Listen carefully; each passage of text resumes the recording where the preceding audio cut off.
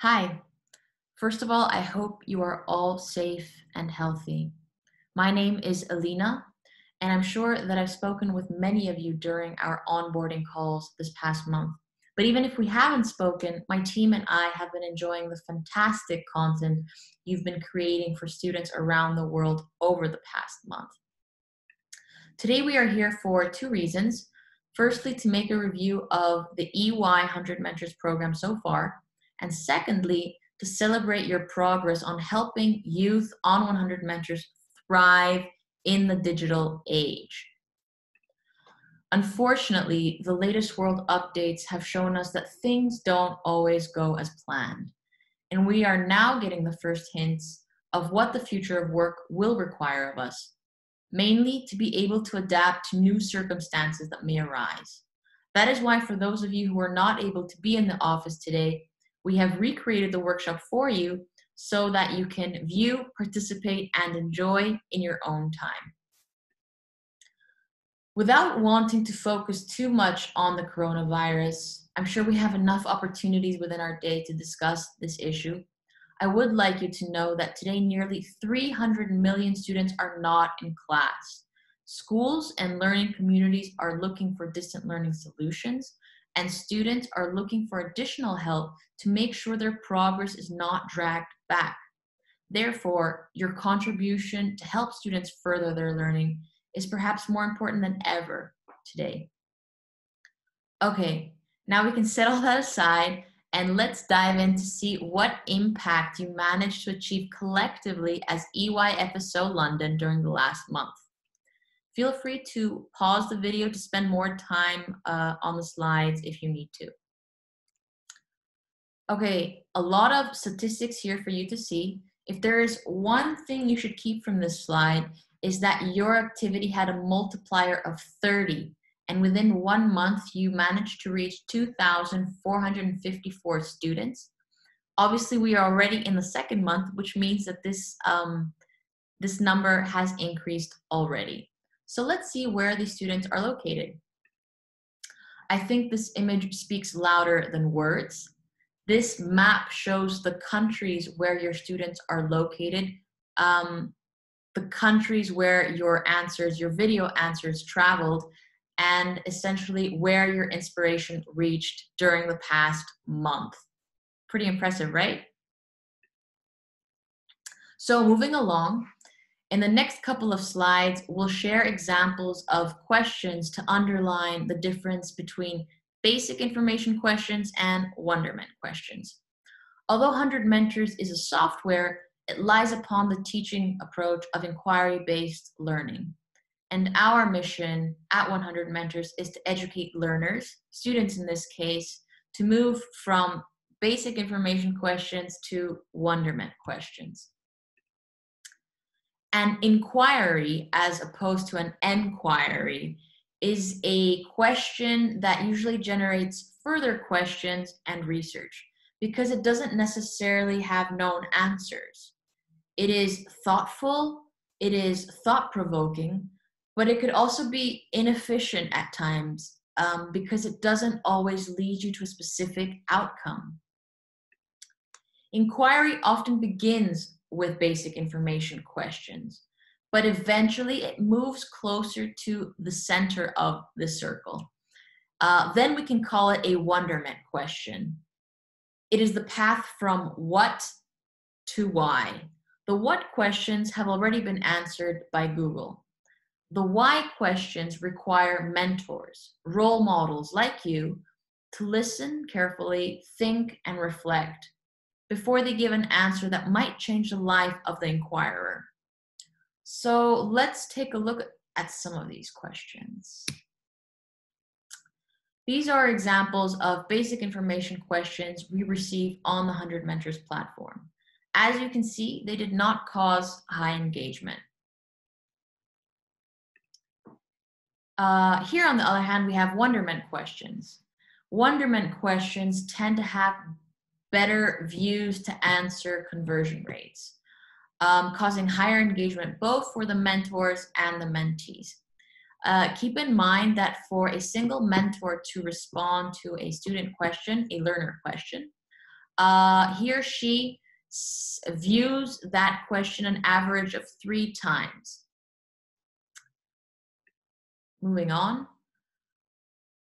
The journey of inquiry often begins with basic information questions, as we've mentioned before. And of course, learners that post basic information questions are also waiting for an answer.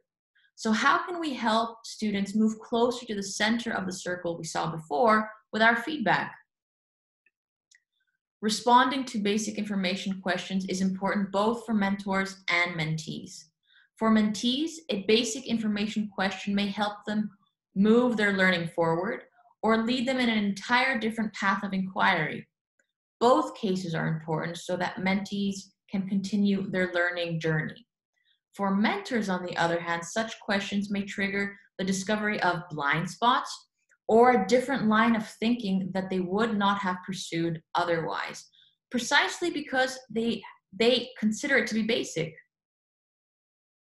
So why do people bypass questions?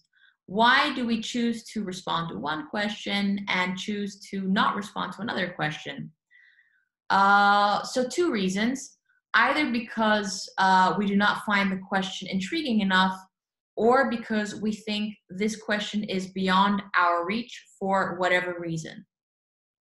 In the first case, we encourage you to help students re-engineer the question, to point them in the right direction. You can do this by responding to why is this question not clear enough to you, and what should the student be asking instead? In the latter case, it is a great opportunity to come forward with the fact that this question is beyond your reach. Students should be aware that no expert or pool of experts has literally all the answers. Admitting that a question is hard teaches modesty and encourages students to continue their inquiry. Perhaps you can respond by sharing, why do you think this question is beyond your reach? And how would you go about tackling this question with your current knowledge? So, how would you spin these basic information questions? How could we spin these questions that may be beyond your reach? Feel free to pause the video and spend more time on the questions. You can also respond and spin these questions around in a comment below on the video. We are moving to the last part of our presentation before we get to your feedback. About a month ago, EY launched a cooperation with 100 Mentors to support the EY mission of impacting 1 billion lives by 2025 through the Future of Work project. It looks like the future of work may be now.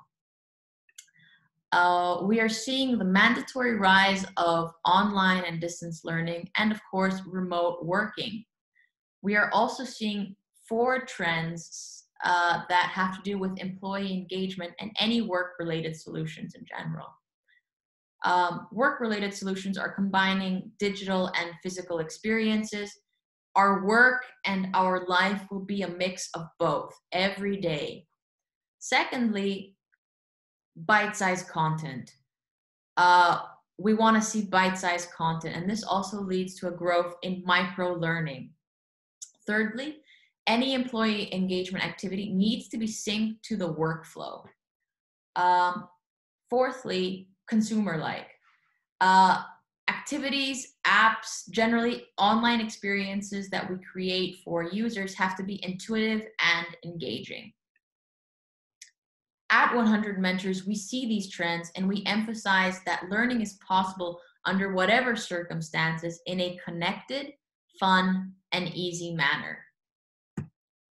Now, for those of you who didn't manage to join and participate on 100 Mentors during the last month, you can still do that. We have a lot of months ahead of us. Feel free even now to go to your app store and download 100 Mentors on your mobile app. Here are some questions students have been asking in regards to the future of work. Can you answer them? Can you answer them also using the information that we've shared with you in the last couple of slides? Hope so. So during this workshop, we aim to help you better understand, firstly, the nature of the questions you've been seeing on the 100 Mentors mobile app. Secondly, how your 100-second video answers can change the way students learn. And thirdly, what EY FSO London has achieved only within 1 month and how your continued commitment adds to the collective EY goal and universal footprint. Of course, we also wanted to congratulate you on a great first month. So, with a minimum requirement of 3 answers per EY volunteer, which translates into 9 minutes per EY volunteer per month, the EY London FSO managed to reach 2,454 students. The yellow graph is what your office can achieve if you continue your engagement as is now in the next 6 and 12 months. Of course, more e-offices will be joining in the next month to grow the EY footprint collectively, but your office clearly has a good head start in terms of impact. Normally, in a feedback session, we like to spend a couple of minutes to listen to your thoughts on why you may have answered a student question, why you may have bypassed a student question. And of course, it's a space where we stop talking and we give the baton to the audience. Obviously, this is not possible right now, since we're adapting to the times, as we've been saying. We are changing this section as well.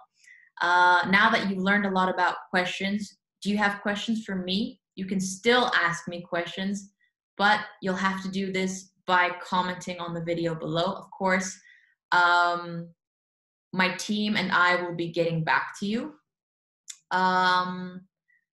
In terms of feedback, you will be receiving an NPS survey later today from the 100 Mentors team with 3 questions. Please take a couple of minutes to complete it and send it back to us. We are looking forward to improving your experience on 100 Mentors, to helping you improve EY's footprint on the world, and to another great month and great months of engagement. Be safe, stay healthy, and on behalf of the 100 Mentors team and over 22,000 students worldwide, thank you for your participation.